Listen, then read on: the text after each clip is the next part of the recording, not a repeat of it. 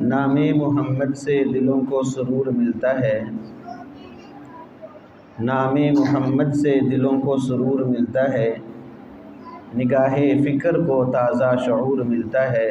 سبحان اللہ۔ نصیب کیسا بھی ہو واسطہ احمد کا دے کر، نصیب کیسا بھی ہو وسیلہ محمد کا دے کر، خدا سے جو بھی مانگو ضرور ملتا ہے۔ سبحان اللہ۔ میرے واجب الاحترام معزز سامعین کرام، میرے بزرگوں اور دوستوں، ہمارا آج کا یہاں بیٹھنا ایک خاص نسبت کے لیے ہے، اور آپ میں سے ہر بندہ اس نسبت کے اعتبار سے یہاں جمع ہوا ہے۔ وہ نسبت کیا ہے؟ اللہ کے لاڈلے نبی سے محبت کا رشتہ۔ آج ہم یہاں بیٹھے ہیں تو اس محبت کی خاطر ہی بیٹھے ہیں، اور یہاں ہمارا بیٹھنا کوئی معمولی نہیں ہے، بلکہ بہت اعلیٰ ہے اللہ رب العزت کے ہاں۔ حدیث مبارکہ میں آتا ہے، جب کچھ لوگ ایک جگہ بیٹھ کر اللہ کا ذکر کرتے ہیں تو فرشتے اس مجلس کو ڈھانپ لیتے ہیں، اور آسمانوں تک یہ نورانیت اٹھتی ہے، اور پھر جب مجلس ختم ہوتی ہے تو اللہ رب العزت فرشتوں سے کہتے ہیں کہاں سے آ رہے ہو؟ حالانکہ پتہ ہے اللہ تعالیٰ کو، صرف یہ اس مجلس کا مقام و مرتبہ لوگوں کو بتانے کے لیے۔ تو کہتے ہیں یا رب جلیل، تیرے کچھ بندے بیٹھے تھے، تیرا ذکر کر رہے تھے اور جنت کی طلب کر رہے تھے، جہنم سے پناہ مانگ رہے تھے۔ تو اللہ تعالیٰ پوچھتے ہیں میرے فرشتوں بتاؤ انہوں نے مجھے دیکھا ہے؟ تو کہیں گے یا اللہ دیکھا تو نہیں ہے۔ فرمایا کہ اگر مجھے وہ دیکھ لیتے تو ان کی کیفیت کیسی ہوتی؟ تو عرض کی یا اللہ اگر آپ کو دیکھ لیتے پھر تو اور زیادہ تیری محبت میں، وہ تیری عبادت میں مصروف ہوتے۔ فرمایا وہ مجھ سے کیا مانگ رہے تھے؟ تو فرشتے کہیں گے یا اللہ تجھ سے جنت مانگ رہے تھے۔ تو اللہ تعالیٰ پوچھیں گے انہوں نے جنت کو دیکھا ہے؟ تو عرض کریں گے دیکھا تو نہیں ہے۔ فرمایا اگر دیکھ لیتے تو ان کی کیفیت کیسی ہوتی؟ سبحان اللہ۔ تو فرمایا کہ اگر دیکھ لیتے تو پھر تو بہت زیادہ اس کی محبت میں وہ اپنا دل دے بیٹھتے۔ تو اللہ تعالیٰ فرمائیں گے میرے فرشتوں مجھے بتاؤ وہ کس چیز سے پناہ مانگ رہے تھے؟ تو فرشتے گزارش کریں گے یا اللہ وہ جہنم سے پناہ مانگ رہے تھے۔ تو اللہ تعالیٰ پھر پوچھیں گے کیا جہنم دیکھی انہوں نے؟ تو فرشتے کہیں گے نہیں یا اللہ۔ تو کہا کہ اگر دیکھ لیتے تو کیا حالت ہوتی؟ فرشتے کہیں گے یا اللہ اگر دیکھ لیتے تو تیرے خوف سے اتنا ڈرتے، اتنا روتے کہ جس کی کوئی حد نہ ہوتی۔ تو اللہ تعالیٰ فرمائیں گے میرے فرشتوں تم گواہ ہو جاؤ، میں نے ان کو جنت عطا کر دی اور میں نے ان کو جہنم سے بچا لیا، اور جاؤ ان سے کہہ دو بخشے بخشائے اپنے گھروں کو لوٹ جاؤ۔ یہ وہ مجلس ہے، میں الحمدللہ بڑی خوشی ہوئی آپ حضرات سے، پہلی ملاقات ہے، بڑے شوق سے آپ بیٹھے ہیں، وگرنہ کون دین کی بات سنتا ہے اس دور کے اندر۔ میں آپ کے شوق کو داد دیتا ہوں، اللہ تعالیٰ اس شوق کو سلامت رکھے، اور خوش دلی سے آپ بیٹھے ہیں، اور ہمارا یہ بیٹھنا بھی کوئی معمولی نہیں ہے، بلکہ بہت بڑی قدر و منزلت ہے اللہ کے ہاں اس بیٹھنے کی۔ اور آج ہم جس شخصیت کا تذکرہ کرنے کے لیے یہاں جمع ہوئے ہیں وہ ہے امام الانبیاء صلی اللہ علیہ وسلم، وہ ہے انبیاء کے امام، اللہ کے لاڈلے نبی، جن کی خاطر اللہ نے ساری کائنات کے نظام کو سجایا ہوا ہے، جو وجہ کائنات ہیں، جن کو اتنا مقام و مرتبہ دیے، خود قرآن میں فرما دیے وَرَفَعْنَا لَكَ ذِكْرَكَ۔ یہ وہ نبی ہے، اور ان کی یہ ولادت کا مہینہ ہے ربیع الاول۔ یہ ربیع الاول کو اللہ نے یہ سعادت بخشی ہے کہ اللہ تعالیٰ نے اپنے محبوب پیغمبر کو اس مہینے میں مبعوث فرمایا ہے، اس مہینے میں بھیجا ہے۔ اور یاد رکھیں یہ نسبت بہت اعلیٰ چیز ہے، یہی نسبت۔ اب دیکھیں ایک عام کپڑا ہے، اس کی کوئی ویلیو نہیں ہے، جب وہی کپڑا قرآن کا غلاف بن جاتا ہے ہر بندہ اس کو چوم کے آنکھوں پہ لگاتا ہے کہ نسبت اس کی قرآن کے ساتھ جڑ گئی ہے۔ کوئی اینٹ ہے، کوئی ویلیو نہیں ہے، وہی اینٹ جب مسجد میں لگ جاتی ہے تو ہم اس کے اوپر اپنی پیشانی رکھ دیتے ہیں کہ نسبت اس کے اللہ کے گھر کے ساتھ ہو گئی ہے۔ اور اگر ہماری نسبت اللہ کے محبوب پیغمبر صلی اللہ علیہ وسلم کے ساتھ ہو جائے گی تو یاد رکھیں اللہ کی نظر میں کتنا مقام ہمارا بڑھ جائے گا کہ اللہ ہمیں اپنا محبوب بنا لیں گے۔ پھر جب محبوب بن جائیں گے ہمارے ہاتھ اٹھیں گے، اللہ تعالیٰ فیصلے فرما دیں گے۔ تو یہ بڑی اونچی نسبت ہے جس نسبت کے لیے اب ہم جمع ہوئے ہیں۔ آپ حضرات کے سامنے تھوڑا سا میں ولادت کا تذکرہ کروں گا، تھوڑا سا پھر اللہ کے نبی صلی اللہ علیہ وسلم کی سنت کا تذکرہ کروں گا اور اپنی بات کو ختم کروں گا۔ حضور اقدس صلی اللہ علیہ وآلہ وسلم سے پوچھا گیا، حضرت ابو ہریرہ رضی اللہ تعالیٰ عنہ راوی ہیں، یا رسول اللہ متی وجبت لک النبوہ، آپ کو نبوت کب ملی؟ آج ہم میلاد کا تذکرہ کرتے ہیں، ولادت کا تذکرہ کرتے ہیں، تو اصل میلاد کب سے شروع ہو گیا؟ کب سے ولادت کا تذکرہ؟ اب اس کا جواب کیا تھا کہ 40 سال کی عمر میں غار حرا میں جبریل امین آئے اور مجھے نبوت سے سرفراز فرمایا۔ لیکن اللہ کے محبوب پیغمبر صلی اللہ علیہ وسلم نے یہ جواب نہیں دیا، بلکہ فرمایا کہ کنت نبیا و آدم بین الماء والطین، کہ میں اس وقت بھی نبی تھا جب آدم علیہ السلام ابھی مٹی اور پانی کے درمیان تھے، اس وقت بھی نبی بن چکا تھا، اللہ نے میرے سر پہ نبوت کا تاج سجا دیا تھا، ابھی آدم علیہ السلام کا خمیر تھا، مٹی اور پانی کے درمیان تھے، ابھی ان کو بھی اللہ نے نہیں بنایا تھا۔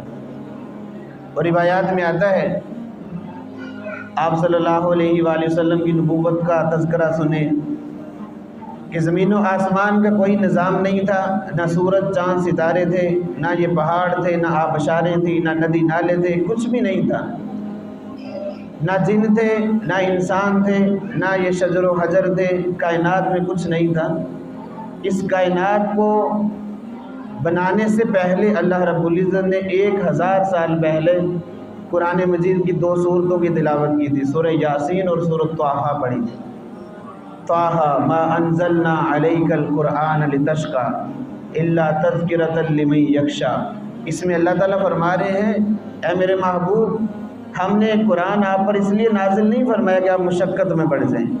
اب دیکھیں اس وقت اللہ نے اپنے محبوب کو خطاب فرمایا، پھر یاسین والقرآن الحکیم انک لمن المرسلین، اللہ تعالیٰ نے قسمیں اٹھا کر فرمایا انک لمن المرسلین، اے میرے محبوب آپ میرے رسولوں میں سے ہیں۔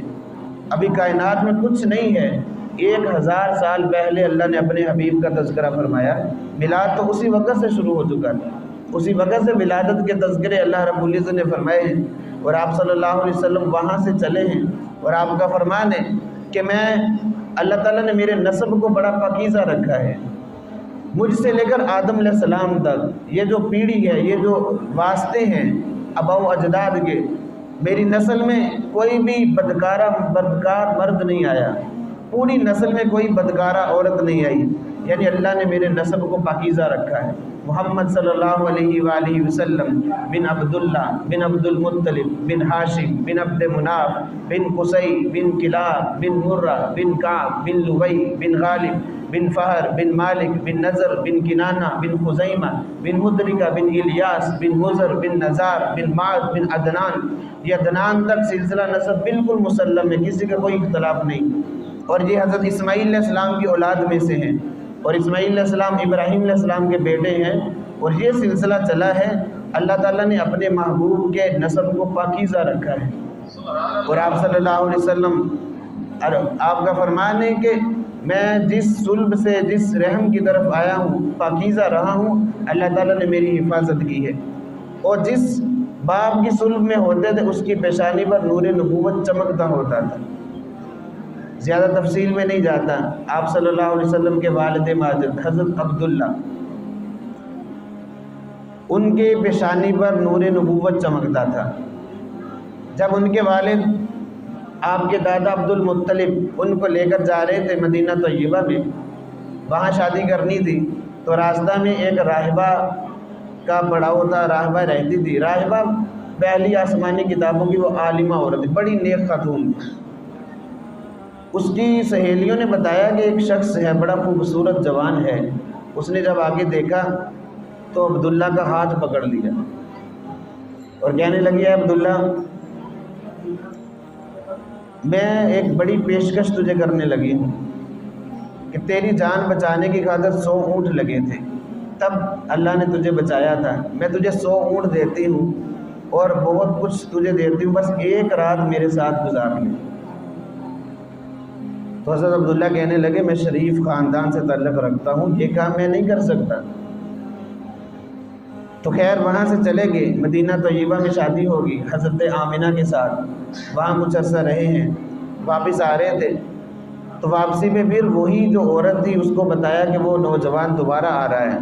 وہ آئی سامنے، اس نے دیکھا تو کوئی پرواہ نہیں کی اور کہنے لگی اے عبداللہ تو نے مجھے کوئی زانیہ عورت سمجھا ہے، میں ایسی نہیں ہوں، میں تورات کی عالمہ ہوں، مسائل کو جانتی ہوں، لیکن تیرے چہرے پر میں نے نور نبوت دیکھا تھا، میری خواہش تھی کہ یہ نور نبوت میرے پیٹ میں آ جائے تاکہ وہ آخری نبی جن کی نشانیاں ہم نے تورات انجیل میں پڑھی ہیں وہ نبی میرے پیٹ میں آ جائے، میں اس کی ماں بن جاؤں، لیکن اب وہ تیرے چہرے پر نبوت کا نور نہیں ہے، کہیں اور منتقل ہو چکا ہے، اب مجھے تیری کوئی پرواہ نہیں ہے۔ اب دیکھیں اللہ رب العزت نے ایک ایسا مقام و مرتبہ عطا فرمایا، ابھی دنیا میں تشریف نہیں لائے۔ یہ حضرت آمنہ رضی اللہ تعالیٰ عنہ فرماتی ہیں جب سے بچہ میرے پیٹ میں آیا ہے مجھے کبھی بوجھ محسوس نہیں ہوا، اور جب میں چلتی ہوں یہ پتھر میرے پاؤں کے نیچے پھولوں کی طرح نرم ہوتے ہیں، اور میں جاتی ہوں تو بادل میرے اوپر سایہ کرتے ہیں، اور میں درختوں کے پاس سے گزرتی ہوں تو درخت مجھے سلام کرتے ہیں، میں کنویں پہ جاتی ہوں تو کنویں کا پانی میرے قدموں کے بوسے دیتا ہے، اوپر آ جاتا ہے، اور جب سے یہ بچہ میرے پیٹ میں آیا ہے اس وقت سے میرے جسم سے خوشبوئیں پھوٹنا شروع ہو گئی۔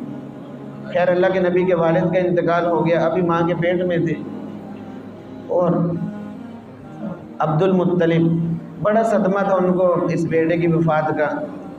تو ایک دن ایسا ہوا کہ انہوں نے خوشبو محسوس کی حضرت آمنہ سے، تو اپنی بیوی سے کہا کہ جاؤ اپنی بیٹی سے کہو کہ اتنی تیز خوشبو نہ لگایا کرے، میرا دل دکھتا ہے، ابھی میرے بیٹے کو کچھ دن ہوئے انتقال ہوا ہے۔ عورت پر لازم ہے کہ جب شوہر فوت ہو جائے 4 مہینے 10 دن تک زیب و زینت اختیار نہ کرے۔ تو ماں نے بیٹی سے بات کی کہ بیٹا تیرے والد محترم تیرے سسر صاحب یہ کہہ رہے ہیں، تو آنکھوں سے آنسو جاری ہو گئے، کہنے لگی اماں جان میں کیا کروں، میں خوشبو نہیں لگاتی، مجھے بھی صدمہ ہے، میرے شوہر کا انتقال ہوا، بہت صدمہ ہے کہ میرا گھر اجڑ گیا ہے، لیکن میں کیا کروں، جب سے یہ بچہ میرے پیٹ میں آیا ہے میرے جسم سے خوشبوئیں پھوٹنا شروع ہو گئی ہیں، میں خوشبو نہیں لگاتی، یہ خوشبوؤں والے نے میرے پیٹ میں بسیرا کر لیا ہے۔ اللہ دکھانا چاہتے تھے کہ یہ وہ محبوب پیغمبر ہے جب ماں کے پیٹ سے آئے گا تو ساری دنیا کو معطر کر دے گا، ساری دنیا کو خوشبودار کر دے گا۔ اور ایسے ہی آج دیکھیں ہم 1400 سال بعد اللہ کے نبی کا نام لے رہے ہیں اور ہمارا دل خوش ہو رہا ہے، اور خوشی کے آثار ہمارے چہروں پر ظاہر ہیں کہ اللہ کے نبی صلی اللہ علیہ وسلم کی تعلیمات ایسے پھیلی ہیں۔ خیر اللہ کے نبی صلی اللہ علیہ وسلم وہ دن آ گیا، ربیع الاول، 12 ربیع الاول یا 9 ربیع الاول یا 8 ربیع الاول، مختلف اقوال ہیں، سوموار کا دن تھا، صبح صادق کا وقت تھا۔ آپ صلی اللہ علیہ وسلم جب دنیا میں تشریف لائے، آپ کی والدہ کے پاس ایک عورت داعیہ کے طور پر حضرت شفا رضی اللہ تعالیٰ عنہ وہ تھی، یہ حضرت عبد الرحمن بن عوف رضی اللہ تعالیٰ عنہ کی والدہ محترمہ ہے، اور یہ عبد الرحمن بن عوف وہ صحابی ہیں جن کو اللہ کے نبی نے دنیا میں جنت کی بشارت دی ہے، یہ ان کی ماں ہے، اور فرماتی ہیں کہ جب بچے کی ولادت کا وقت آیا تو میں نے عجیب منظر دیکھا، صبح صادق رات کا وقت تھا، فجر کی اذان کا وقت تھا، میں نے کیا دیکھا کہ اللہ کے نبی صلی اللہ علیہ وسلم جیسے ہی ماں کے پیٹ سے ولادت شروع ہوئی تو کمرہ خوشبو سے معطر ہو گیا، حالانکہ اس حالت میں بدبو پھیل جاتی ہے، لیکن اللہ کے نبی کے آنے کا وقت ہوا تو کمرہ خوشبو سے معطر ہو گیا، ایسی خوشبو جو کبھی میں نے سونگھی نہیں ہے۔ پھر فرماتی ہے کہ جب اللہ کے نبی صلی اللہ علیہ وسلم پیدا ہوئے، ولادت ہوئی، میں نے دیکھا کہ آپ صلی اللہ علیہ وسلم کے ختنے کیے ہوئے تھے اللہ کی طرف سے۔ بچہ جب پیدا ہوتا ہے اس کی ناف کاٹنا پڑتی ہے کہ ماں کی آنت اور ناف کے ساتھ تعلق ہوتا ہے، لیکن میں نے کیا دیکھا کہ آپ صلی اللہ علیہ وسلم کی ناف کٹی ہوئی ہے۔ جب بچہ پیدا ہوتا ہے تو اس پر غلاظت گندگی ہوتی ہے، لیکن اللہ کے نبی صلی اللہ علیہ وسلم تو ایسے دلے دلائے ماں کے پیٹ سے باہر ہے، ذرہ برابر بھی گندگی نہیں۔ جب آپ صلی اللہ علیہ وسلم تشریف لے آئے تو سارا کمرہ روشن ہو گیا، اور اللہ نے یہ منظر مجھے دکھایا جو کبھی میں نے زندگی میں ایسے منظر نہیں دیکھے، دیکھتی بھی کب؟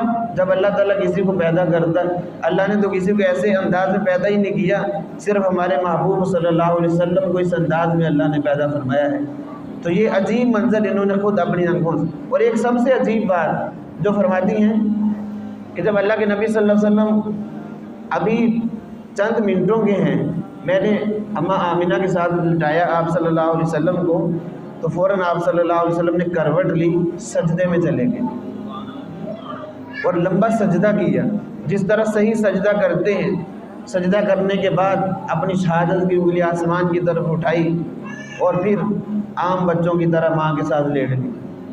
اب یہ عجیب منظر، اللہ کے محبوب پیغمبر صلی اللہ علیہ وسلم جب دنیا میں تشریف لائے، سجدہ کیوں کیا؟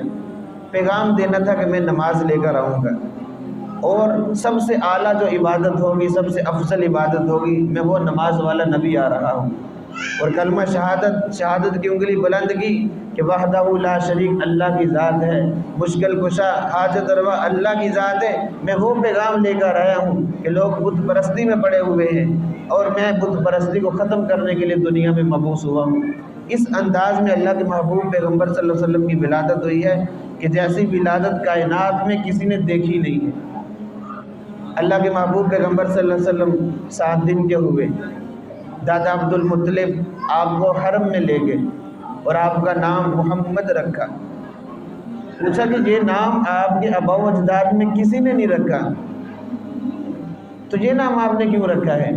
تو فرمانے لگے میں نے خواب دیکھا تھا کہ ایک درخت نکلا ہے اور اس کی شاخیں آسمان کو چھو رہی ہیں، بلندی اس کی، اور چاروں طرف وہ پھیل چکا ہے اور لوگ اس کے ساتھ چمٹے ہوئے ہیں۔ اور میں نے دیکھا کہ ایک جماعت اس کو کاٹنے کے لیے آگے بڑھ رہی ہے۔ ایک بڑا خوبصورت نوجوان آیا، اس نے ان کو مار کے بھگا دیا، اس کی حفاظت کی۔ تو میں نے اس سے نوجوان سے پوچھا یہ جو لوگ ساتھ چمٹے ہوئے یہ کون لوگ ہیں؟ تو بتایا گیا کہ یہ دین کے پیروکار ہیں، جو دین کے ساتھ لگاؤ رکھتے ہیں، محبت کرتے ہیں، وہ لوگ ہیں۔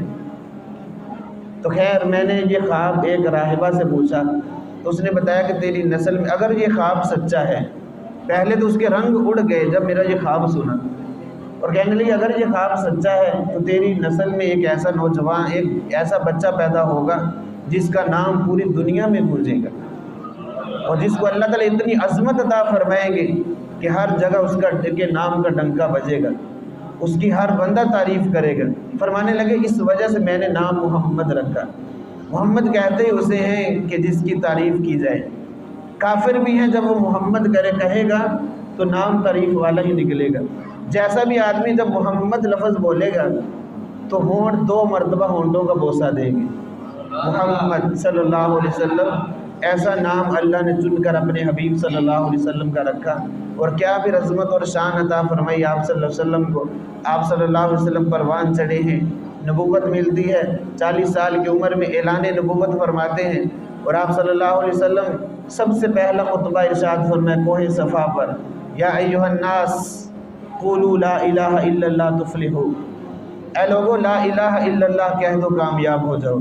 اپنا ایک ہے ولادت، میلاد، ایک ہے مقصد میلاد۔ جب ولادت کا تذکرہ لوگوں نے سنا، اتنی خوشیاں منائی کہ اللہ نے بیٹا عطا فرما دیا ہے، اور اس ولادت کی خوشی میں آپ کے سگے چچا ابو لہب، ان کو خوشخبری سنانے والی جو ان کی باندھی تھی سویبہ اس کا نام تھا، جیسے اس نے خوشخبری سنائی کہ آپ کے گھر میں بھتیجا پیدا ہوا ہے، فوراً انگلی کا اشارہ کیا کہ تو میری طرف سے آزاد ہے، اس کو آزاد کر دیا۔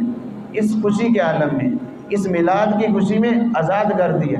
لیکن جب اللہ کے محبوب پیغمبر صلی اللہ علیہ وسلم نے مقصد میلاد لوگوں کے سامنے رکھا کہ مجھے اللہ نے کیوں بھیجا ہے، میرے آنے کا دنیا میں مقصد کیا ہے، اتنی بڑی شان والا اللہ نے جو نبی بھیجا ہے، کچھ تو مقصد ہوگا، کوئی بھی چیز مقصد کے بغیر نہیں۔ مقصد بیان کیا، اے لوگوں لا الہ الا اللہ کہہ دو کامیاب ہو جاؤ۔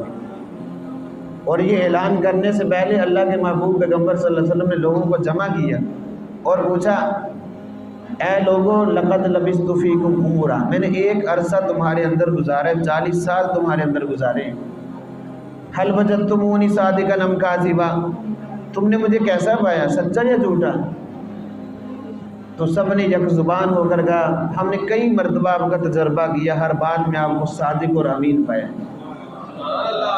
اب دیکھیں 40 साल किरदार पेश किया है, अपनी बात बाद में पेश की है। तो हमें भी अपना किरदार ऐसे साफ रखना चाहिए कि हमारे किरदार पर कोई उंगली ना उठा सके। ये है कि दुश्मन भी तारीफ़ करें। तो अल्लाह के नबी सल्लल्लाहु अलैहि वसल्लम 40 साल किरदार पेश किया और किसी में इतनी हिम्मत नहीं थी कि अल्लाह के नबी की तरफ कोई उंगली उठा सके, बल्कि कह रहे हैं कि आप सादिक और अमीन हैं, हर बात में हमने आपको कई मरतबा आजमाया है। फिर आप सल्लल्लाहु अलैहि वसल्लम फरमाया कि अगर मैं कहूँ कि दुश्मन तुम पर हमला करने वाला है तो मेरी बात मान लोगे? तो सब ने कहा या रसूल अल्लाह, हम आपकी बात मान लेंगे। कहा आपने कभी झूठ नहीं बोला हमारे सामने। तो फरमाया क्या लोगों, मुझे अल्लाह ने नबी बनाया है, तुम्हारी तरफ भेजा है, कलमा पढ़ लो तो कामयाब हो जाओगे। बस ये लफ्ज़ सुनने थे कि अपने पराए हो गए, अपने दुश्मन बन गए। यही चर्चा सका अबू लहब जिसने बांदी को आज़ाद किया था भतीजे की खुशी पर, सबसे पहले पत्थर उठाकर अपने भतीजे की तरफ फेंका है और कहने लगा तब्बल्लक या मोहम्मद अलिहाजा जमाअतना। नाउज़ुबिल्लाह, इतने सख्त अल्फाज बोले हैं कि ज़ुबान से बोलते हुए ज़ुबान कब कब आ जाती है। ये बदबख्त चचा कहने लगा कि तेरे हाथ टूट जाए नाउज़ुबिल्लाह, क्या इस वजह से तूने हमें यहाँ जमा किया है? अब ये बात क्या कि सारे दुश्मन बन गए। कलमे में तासीर ऐसी है कि जब अल्लाह की तौहीद को बयान करेंगे बड़े लोग दुश्मनी पे उतर आएंगे। और याद रखें ये तौहीद ही हमारी बेस और बुनियाद है। ला इलाहा इल्लल्लाह, अल्लाह के सिवा कोई माबूद नहीं, अल्लाह के सिवा कोई मुश्किल कुशा नहीं, अल्लाह के सिवा कोई बिगड़ी बनाने वाला नहीं है।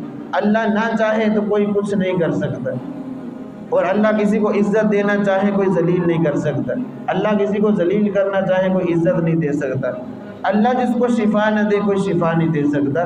ये कलमा तौहीद है जिस पर सब दुश्मन बन गए। और अल्लाह के महबूब पैगम्बर सल्लल्लाहु अलैहि वसल्लम को फिर वो तकलीफ़ें बर्दाश्त करना पड़ी। अल अमान वल हफीज़, इतने दुख देखे अल्लाह के महबूब पैगम्बर सल्लल्लाहु अलैहि वसल्लम ने, हत्ता कि इन लोगों ने बैतुल्लाह से निकाल दिया, मक्का से निकाल दिया, मदीना तय्यबा की तरफ आप सल्लल्लाहु अलैहि वसल्लम ने हिजरत की।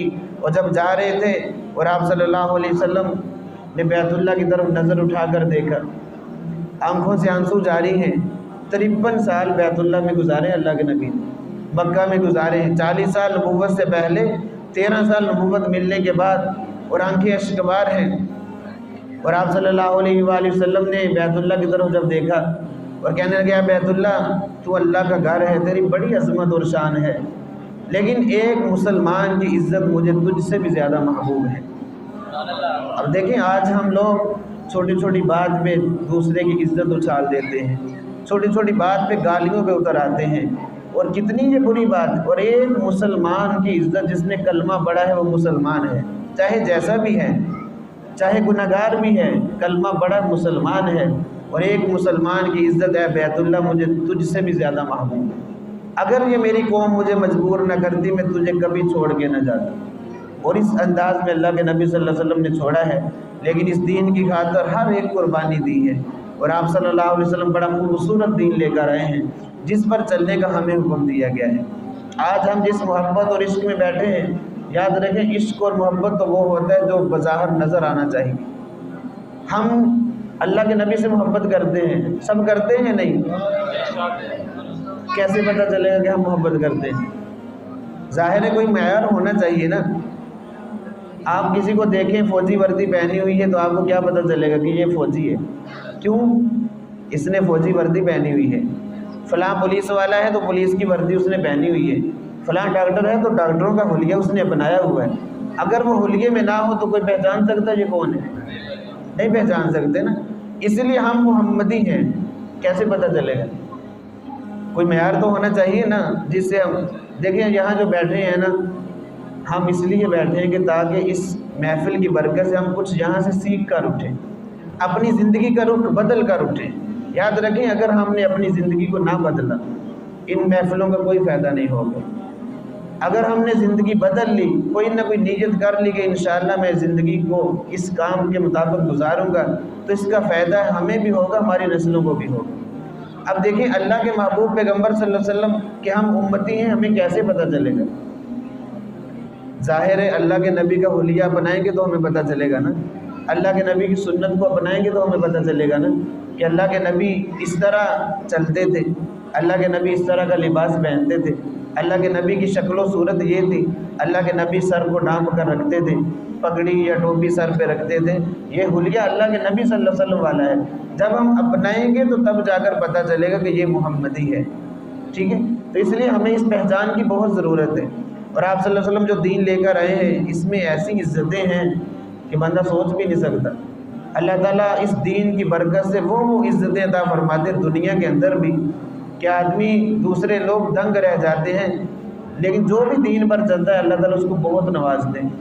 صحابہ کرام رضوان اللہ تعالیٰ علیہ مجمعین کی زندگی کو دیکھ لیں، جنہوں نے سب کچھ اللہ کے نبی پر قربان کر دی، ہر محاذ پر اللہ کے نبی کی پشت بنائی کی، مدد کی، آپ کے ساتھ کھڑے رہے، بلکہ تیر بھی آتے تھے تو اپنا سینہ آگے کر دیتے تھے اللہ کے نبی کو کوئی آنچ نہ پہنچے، کوئی تیر نہ لگ جائے۔ صحابہ کرام نے اپنے جسم زخمی کروا لیے لیکن اللہ کے نبی تک کسی دشمن کو نہیں پہنچنے دی، اس طرح قربانیاں دیں، اور خود صحابہ کرام اللہ کے نبی کے رنگ میں رنگے ہوئے تھے۔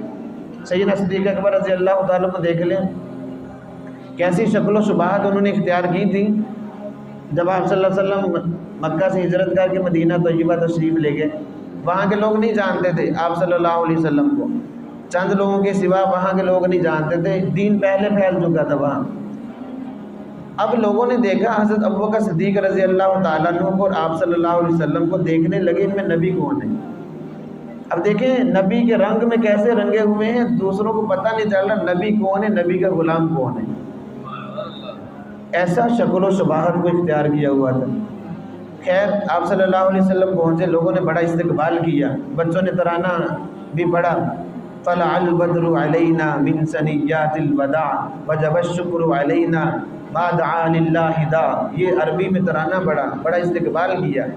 اب آپ صلی اللہ علیہ وسلم بھی ہیں، ابوبکر صدیق رضی اللہ تعالیٰ بھی ایک جگہ بیٹھ گئے، تو لوگوں نے سمجھا کہ ابوبکر صدیق یہ نبی ہیں، ان سے آ کر مصافحہ کرنا شروع کر دیا۔ ابوبکر صدیق رضی اللہ تعالیٰ عنہ کو اللہ نے بڑی بصیرت عطا فرمائی۔ انبیاء کے بعد اگر کسی کا مقام و مرتبہ ہے تو وہ سیدنا صدیق اکبر رضی اللہ تعالیٰ عنہ ہے، انبیاء کے بعد ان کا مقام ہے۔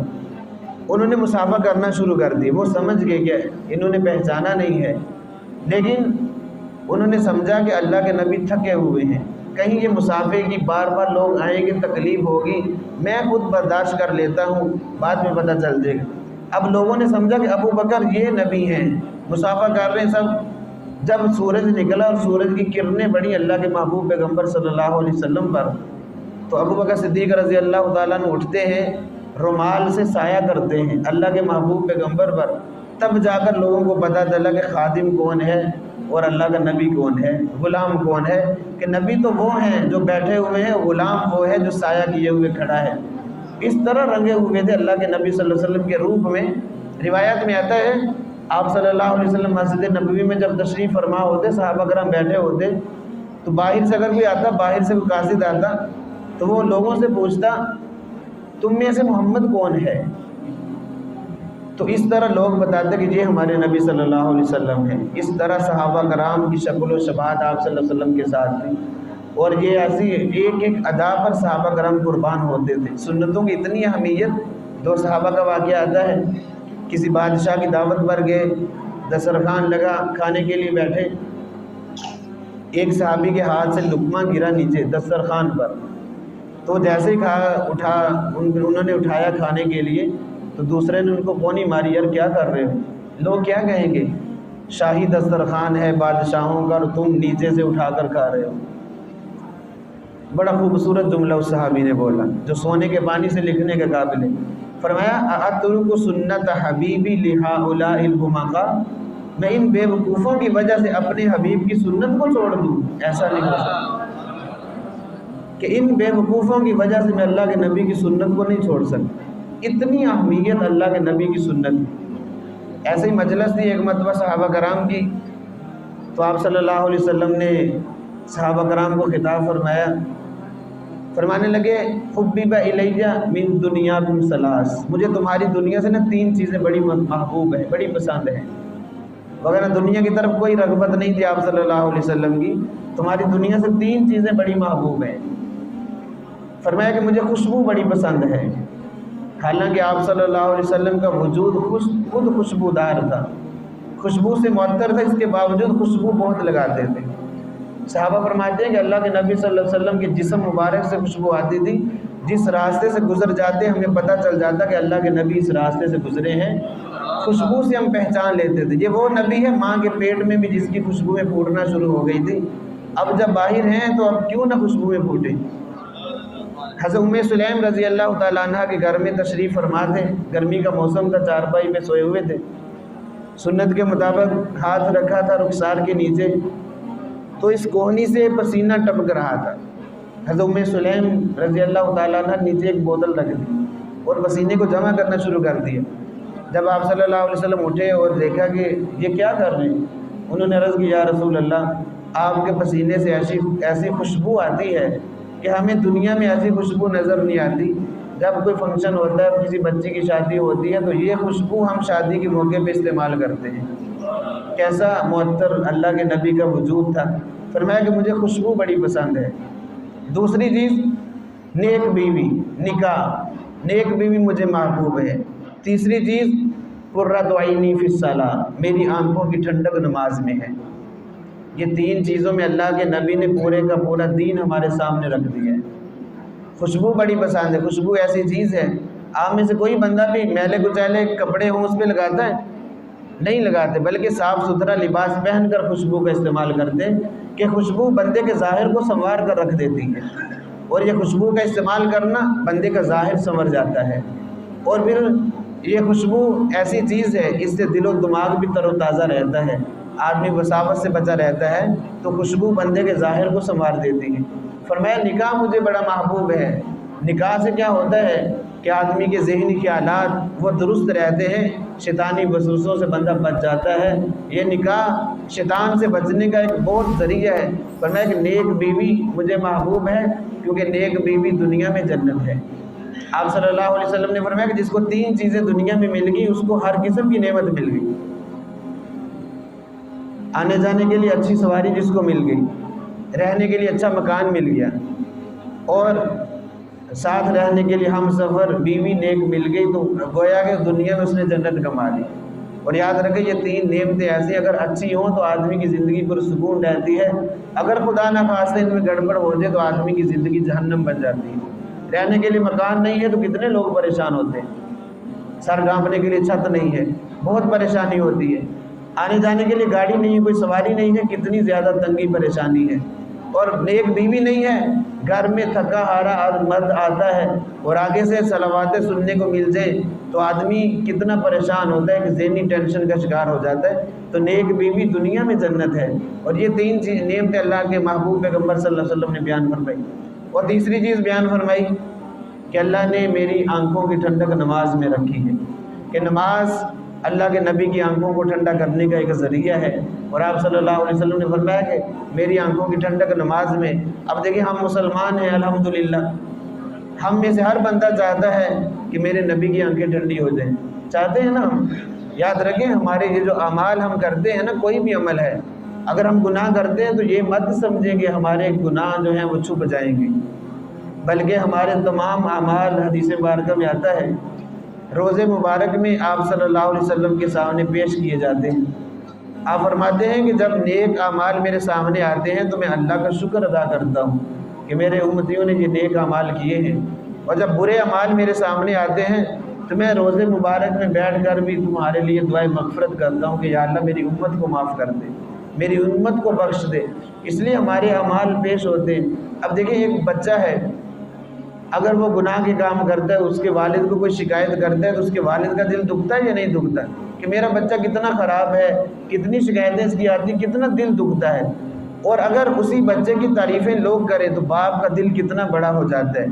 لوگ کہیں کہ تیرا بیٹا تو بہت اچھا ہے، بہت نیک ہے، بہت فرما بردار ہے، تو باپ کا حوصلہ بڑا ہو جاتا ہے۔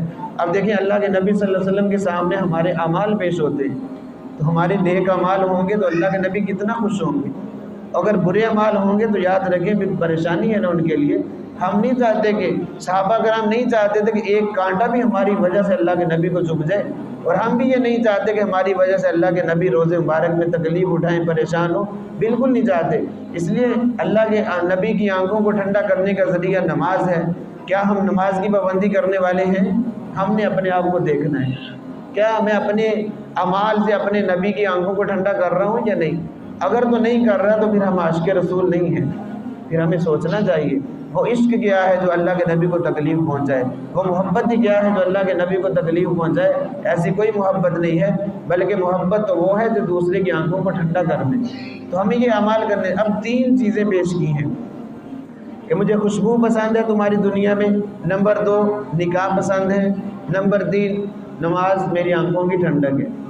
حضرت ابوبکر صدیق رضی اللہ تعالیٰ عنہ کھڑے ہو گئے، یا رسول اللہ مجھے بھی 3 چیزیں پسند ہیں۔ دیکھیں اللہ کے نبی کے ساتھ مشابہت اور کیسا احترام۔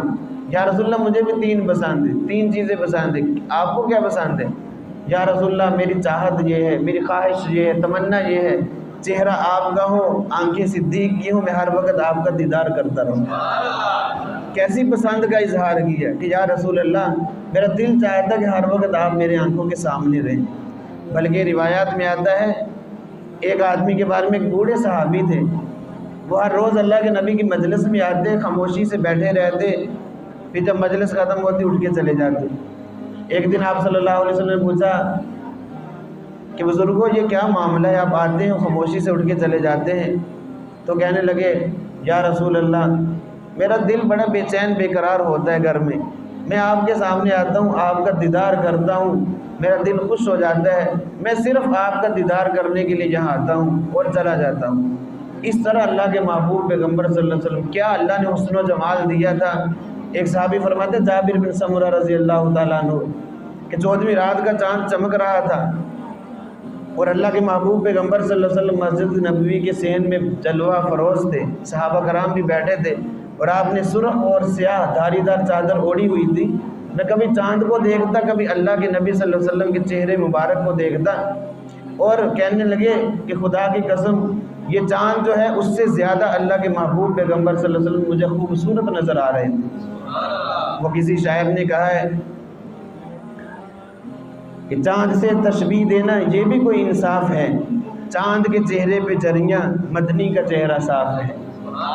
اور ایک اور شاعر کہتا ہے روایت کرندہ صحابی پیارا میں ایک روز ڈٹھا محمد پیارا۔ اصل میں یہ اسی جو حدیث سنائی ہے نا، اسی کا ترجمہ وہ پنجابی شعر میں کہتے ہیں، روایت کرندہ صحابی پیارا میں ایک روز ڈٹھا محمد پیارا، چنو 14ویں سی تے کوئی ستارہ میں دوواں نو ویکھاں دوبارہ دوبارہ۔ چنو 14ویں سی تے کوئی ستارہ میں دوواں نو ویکھاں دوبارہ دوبارہ، خدا دی قسم چند مدم دساوے محمد دا چہرہ حسی نظر یار۔ یہ تھے ہمارے نبی صلی اللہ علیہ وسلم، ایسا حسن و جمال اللہ نے عطا فرمایا تھا۔ تو ابو بکر کیا کہتے ہیں یا رسول اللہ میرا دل چاہتا ہے چہرہ آپ کا اور صدیق ہر وقت آپ کا دیدار کرتا رہے۔ اور اللہ نے کیا پھر موقع دیا، ابو بکر صدیق رضی اللہ تعالیٰ عنہ کو خار سور میں ہیں، اللہ کے نبی صلی اللہ علیہ وسلم ابو بکر کی گود میں ہیں، گود میں سر رکھا، اللہ کے نبی صلی اللہ علیہ وسلم آرام فرمائے سو گئے اور ابو بکر صدیق چہرے مبارک کو دیکھ کے دیدار کر رہے ہیں۔ اللہ نے ساری پیاس بجھا دی، کیا صدیق اب محبوب تیری گود میں ہے، خوب جی بھر کے دیدار کر لے میرے محبوب کا۔ سید عطا اللہ شاہ بخاری رحمۃ اللہ علیہ وہ اس منظر کو بڑے خوبصورت انداز میں فرماتے ہیں، کہتے جب میں دیکھتا ہوں تصورات میں جا کے مجھے تو یوں لگتا ہے جیسے رحل میں قرآن پڑھا ہے اور صدیق اس قرآن کو پڑھ رہا ہے دیکھ کر۔ یہ منظر غار سور کا بیان فرماتے ہیں۔ اللہ کے محبوب پیغمبر صلی اللہ علیہ وسلم کیسا حسن و جمال تھا، جس نے دیکھا پھر پیچھے نہیں ہٹا۔ سن کے صحابہ کی باتیں کفار مسلمان ہوتے تھے، یہ شان ہے خدمت گاروں کی، سردار کا عالم کیا ہوگا۔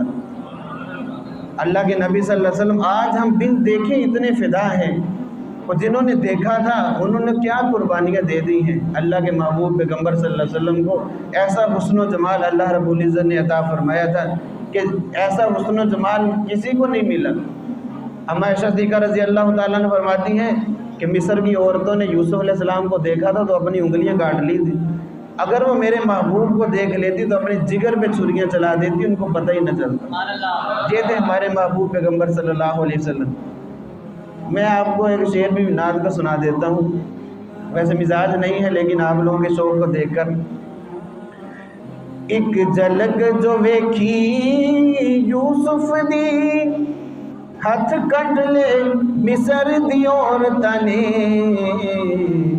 ایک جھلک جو ویکھی یوسف دی ہاتھ کٹ لے مصر دی عورتاں نے ایتھے بین ڈٹھیا او دے نام اتوں ایتھے بین ڈٹھیا او دے نام اتوں لکھاں سیر کٹوائے جاندے نے ایتھے بین ڈٹھیا او دے نام اتوں لکھاں سیر کٹوائے جاندے نے خوش وقتاں نو محبوبہ دے دیدار کرائے جاندے نے۔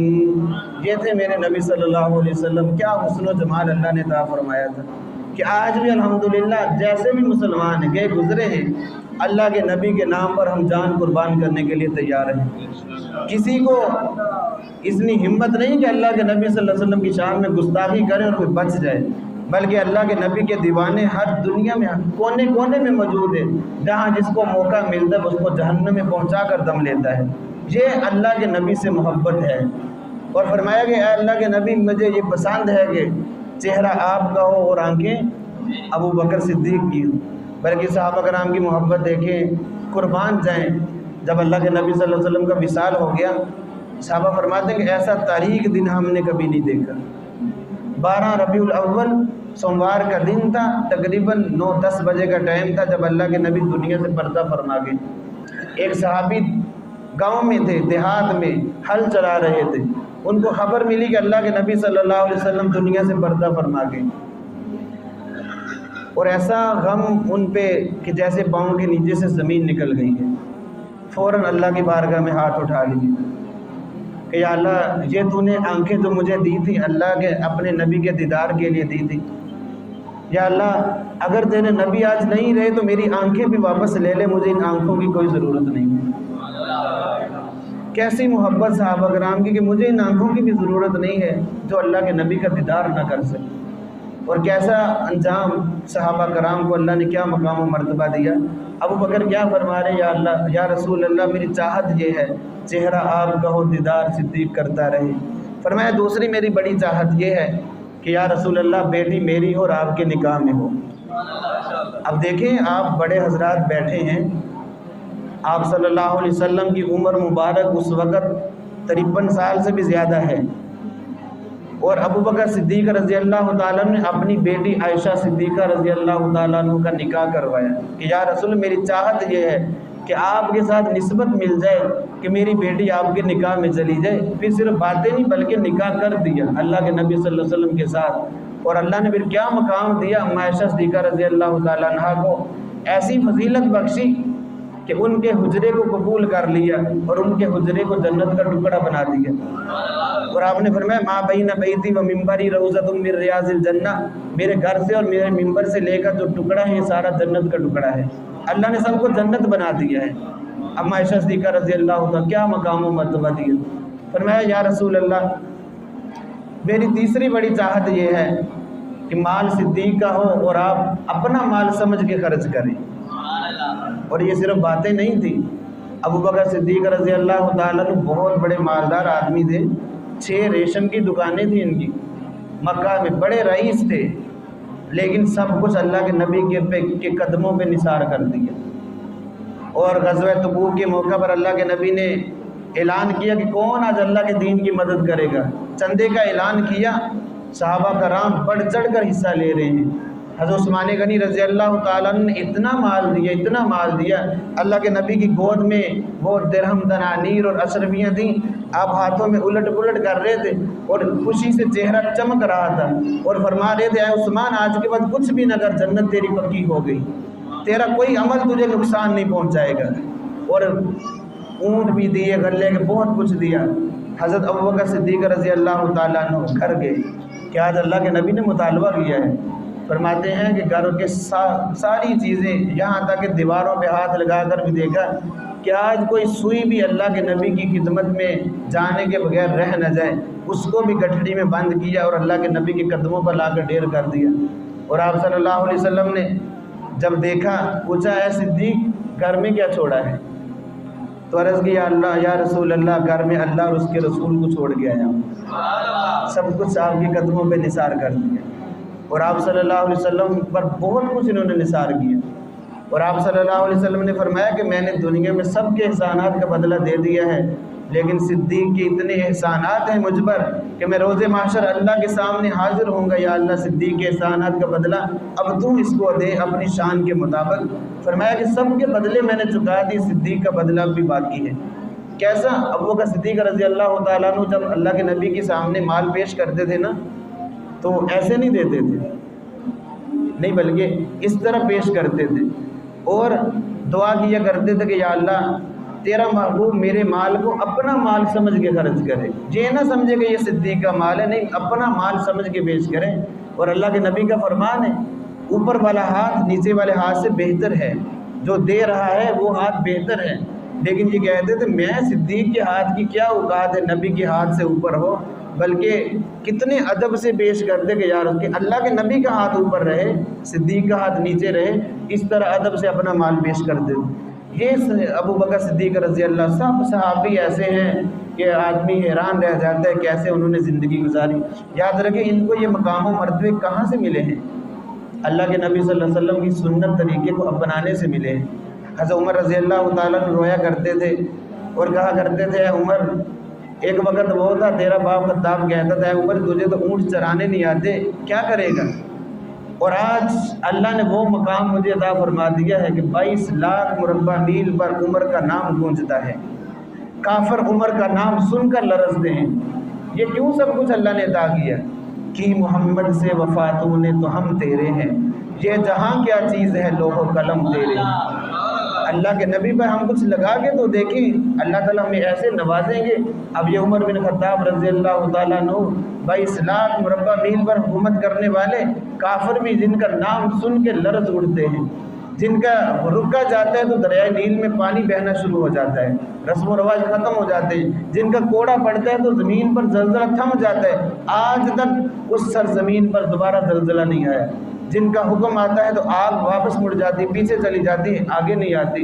یہ ہے حضرت عمر بن خطاب جن کا حکم ہوائیں پہنچا رہی ہیں سینکڑوں میل دور تک۔ آگ پانی ہوا اور مٹی پر حکومت کس لیے کی؟ کہ محمد سے وفاتوں نے تو ہم دے رہے ہیں، یہ تو سب مخلوق ہیں۔ تو انہوں نے کیا کہا؟ آگ نے کیا کہا کہ جب اللہ کے نبی سے تو نے وفا کی تو ہم بھی دے رہے، سب کچھ دے رہا ہے۔ یاد رکھے جب ہم سنت پہ عمل کریں گے تو اللہ تعالیٰ ایسے ہی مدد فرمائیں گے۔ ایک صحابی علا بن حضرمی رضی اللہ تعالیٰ عنہ، ایک لشکر اللہ کے نبی نے بھیجا تھا، راستے میں سمندر آ گیا، سمندر کی دوسری طرف جانا تھا، کوئی کشتی نہیں، کوئی سواری نہیں ہے، اور ابو ہریرہ رضی اللہ تعالیٰ عنہ جیسے محدث اس لشکر میں موجود ہے۔ اب علا بن حضرمی رضی اللہ تعالیٰ عنہ اپنے گھوڑے سے نیچے اترے، 2 رکعت نفل پڑھے، یا اللہ ہم بھی تیرے نبی کا پیغام لے کر جا رہے ہیں اور یہ سمندر بھی تیری مخلوق ہے، اس کو ہمارے تابع کر دے۔ اور فرماتے ہیں کہ یہ کہہ کر انہوں نے کہا کہ اللہ کا نام لو،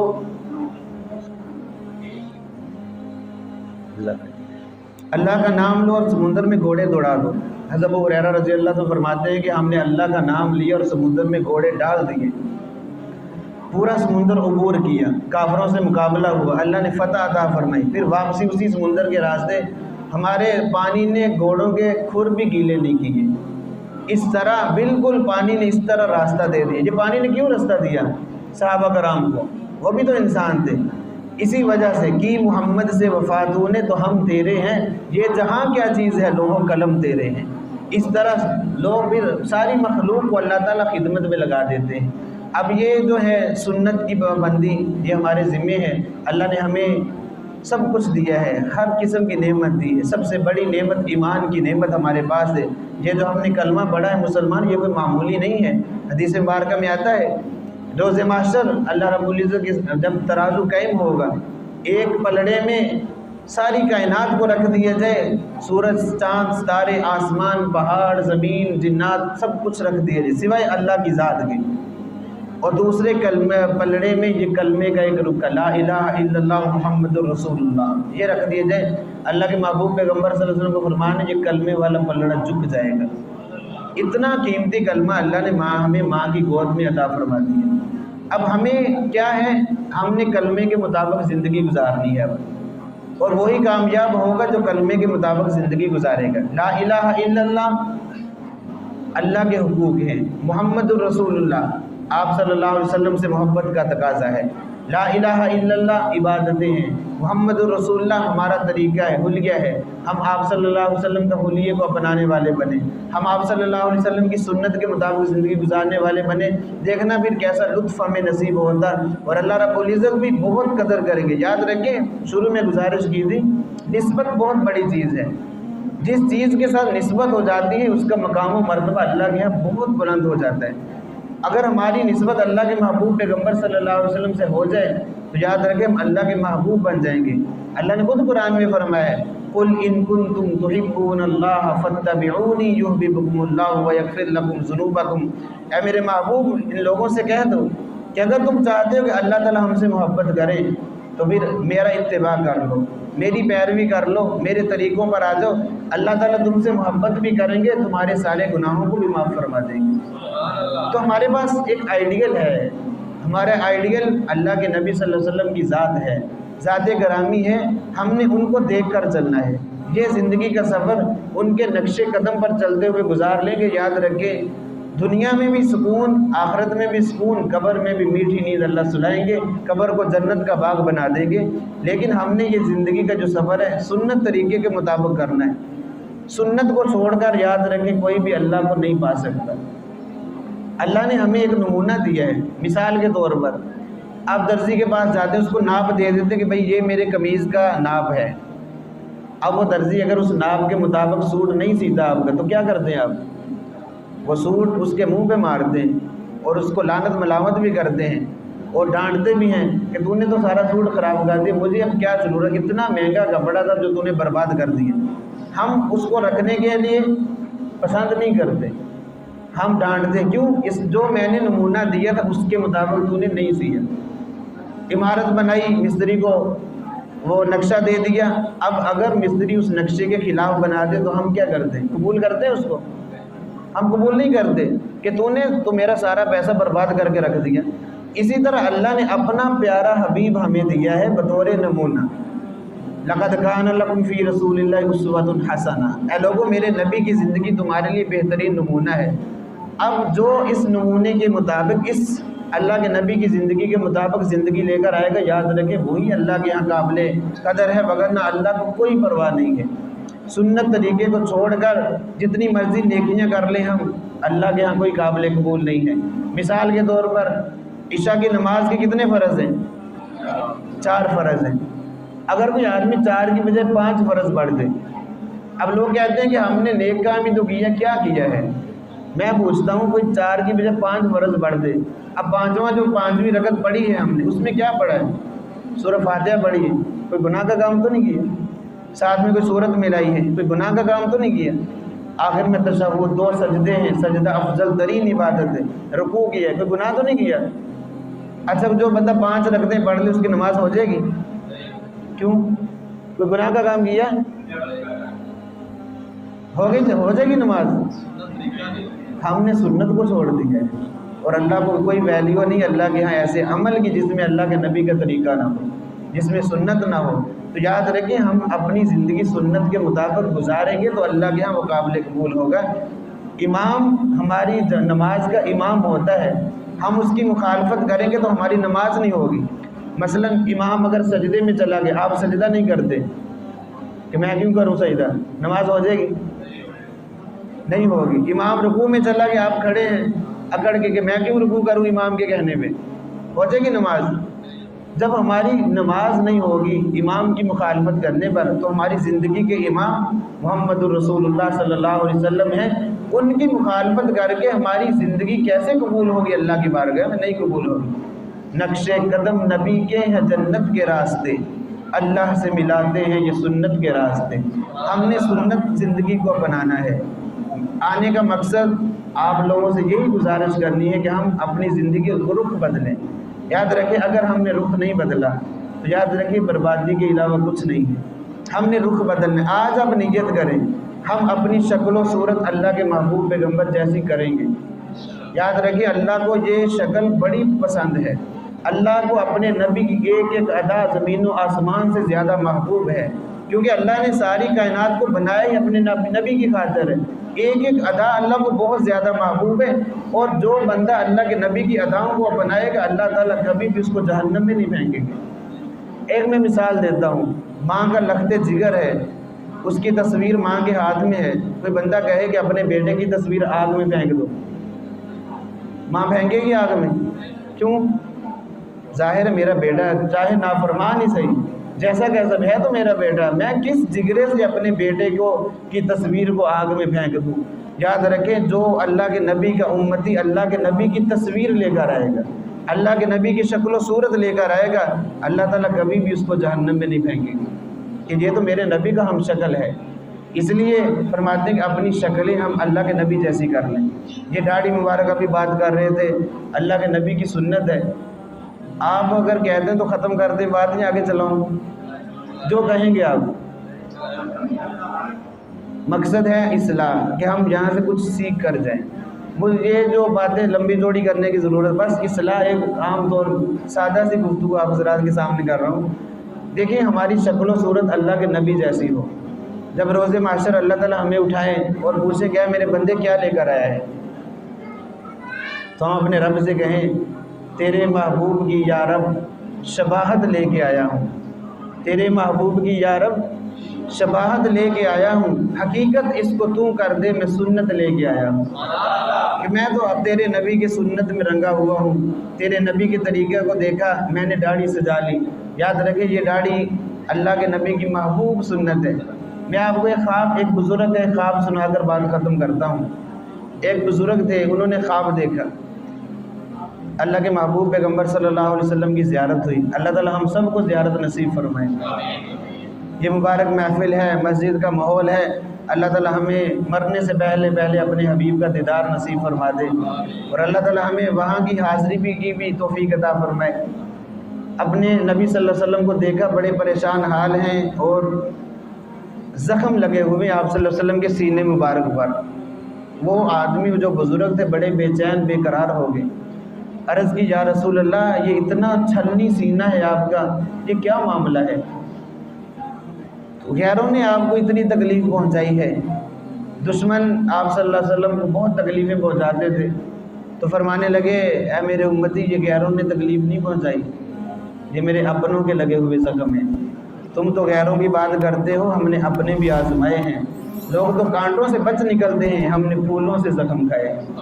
مجھے اپنوں سے گلہ ہے کہ میرا امتی، میرا نام لینے والا وہ میری سنتوں کا مذاق اڑا دیتا ہے، میرا نام لینے والا انگریز کا لباس تو پسند کرتا ہے، میرا لباس پسند ہے اس کو پسند نہیں ہے۔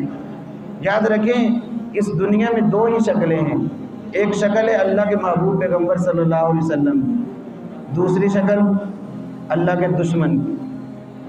اب ہم نے یہ دیکھنا ہے کہ ہمیں اللہ کے نبی کی شکل پسند ہے یا اللہ کے دشمن کی شکل پسند ہے، کس کی پسند ہے؟ تو یاد رکھیں دنیا سب کی گزر جانی ہے، کافروں کی بھی مسلمانوں کی، جو رات کا تہجد گزار ہے اس کی بھی گزر جانی ہے، جو شرابی کبابی ہے اس کی بھی گزر جانی ہے، لیکن اصل زندگی کیا ہے؟ جس نے اپنے رب کو راضی کر لیا، اور رب راضی کب ہوگا؟ جب اللہ کے نبی جیسی صورت ہم لے کر آئیں گے۔ ہم اپنا ظاہر سنوار لیں، انشاءاللہ اللہ تعالی ہمارا باطن بھی سنوار دیں گے، اور اللہ تعالی اس ظاہر کی اتنی لاج رکھیں گے، روز محشر اللہ تعالی اس کی قدر دانی کریں گے، جس طرح ماں اپنے بیٹے کی تصویر کو آگ میں نہیں پھینکے گی، اسی طرح اللہ رب العزت اپنے نبی کی شکل والے آدمی کو بھی آگ میں نہیں پھینکے گی، کہ یہ میرے نبی کے ساتھ اس کی نسبت ہے۔ یاد رکھیں دو ہی شکلیں ہیں، اب ہم نے خود اختیار کریں ہمیں کون سی شکل پسند ہے۔ اللہ کے نبی کی پسند ہے تو آپ لوگ آج وعدہ تو نہیں میں لے رہا، ارادہ کرتے ہیں کہ ہم اللہ کے نبی کی شکل کو اپنائیں گے۔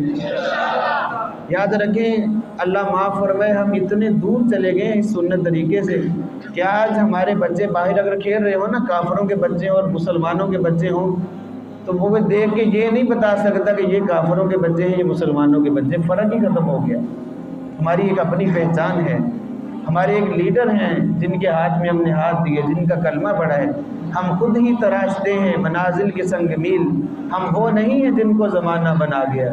ہمارے ایک محبوب ہیں جن کے ہاتھوں میں ہم نے ہاتھ دیا۔ ہمیں چاہیے اپنی اولاد کی بھی ایسی تربیت کریں، دور سے نظر ہے کہ یہ کوئی محمدی آ رہا ہے، یہ اللہ کے نبی کا غلام آ رہا ہے، شکل و صورت سے واضح، سب بھائی اس کی نیت کرتے ہیں کہ ہم ایک تو اپنے نبی کی آنکھوں کو ٹھنڈا کریں گے، نماز کی پابندی کریں گے، اور دوسرا اپنی شکل کو اللہ کے نبی جیسی شکل بنائیں گے کہ ہمیں کافر کی کوئی شکل پسند نہیں ہے، ہمیں کافر کا کلچر پسند نہیں ہے، ہمیں اپنے محبوب کی صورت پسند ہے۔ ہم حوض کوثر پر اپنے محبوب کے ہاتھوں جام کوثر پینا چاہتے ہیں، ہم ان کے ساتھ اٹھنا چاہتے ہیں۔ ایک صحابی ہے، عرض کی یا رسول اللہ قیامت کب آئے گی؟ تو پوچھا ہے میرے صحابی کیا تیار کر کے رکھے قیامت کے لیے؟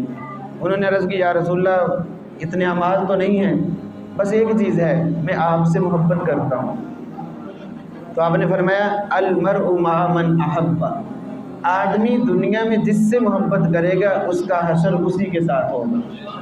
آج ہم دنیا میں جس سے محبت کریں گے یاد رکھیں اسی کے ساتھ ہمیں اٹھایا جائے گا۔ ہم چاہتے ہیں، اللہ کے نبی سے محبت کرتے ہیں تو ہم ان کے ساتھ اٹھنا بھی چاہتے ہیں، تو بس تھوڑی سی یہ جو زندگی ہے ہم سنت کے مطابق گزار رہے ہیں۔ انشاءاللہ دیکھنا پھر قبر میں اللہ کے نبی کی زیارت ہوگی، اللہ تعالیٰ دنیا میں بھی دیدار کروا دیں گے، اور آخرت میں بھی اللہ کے نبی اپنے ہاتھوں سے جام کوثر نصیب کریں گے کہ یہ میرا امتی، اس نے میری خاطر یہ دکھ برداشت کیے ہیں سب کچھ، لیکن میری سنت کو اس نے نہیں چھوڑا۔ تو آپ لوگوں سے بھائی ایک برادرانہ گزارش ہے، مجھے اپنا بھائی سمجھ لیں، بڑے حضرات بیٹا سمجھ لیں، جو بھی سمجھ لیں، ایک صرف پیغام لے کر آیا ہوں کہ ہم سنت کے مطابق اپنے آپ کو لیں، سنت کے سانچے میں ڈل جائیں، اپنے چہرے کو سنت کے مطابق بنا لیں، اپنے لباس کو سنت کے مطابق بنا لیں۔ یاد رکھیں ادھر آنکھ بند ہوگی ادھر اللہ کے نبی ہمارے استقبال کے لیے کھڑے ہوں گے کہ یہ میرا امتی میری سنتوں کے مطابق زندگی گزار کے آیا ہے۔ تو سب بھی اس کا ارادہ کرتے ہیں۔ یہ مبارک مجلس ہے اور اللہ رب العزت جو کچھ ہم نے بیان کیا، یہ جو لوگ آپ خوشی سے بیٹھے ہیں، اللہ تعالیٰ آپ کا بیٹھنا یہاں قبول فرمائے، اور اللہ تعالیٰ آپ کی جو مشکلات پریشانی ان کو دور فرمائے، اور ہم سب کو سنت کے مطابق زندگی گزارنے کی توفیق عطا فرمائے۔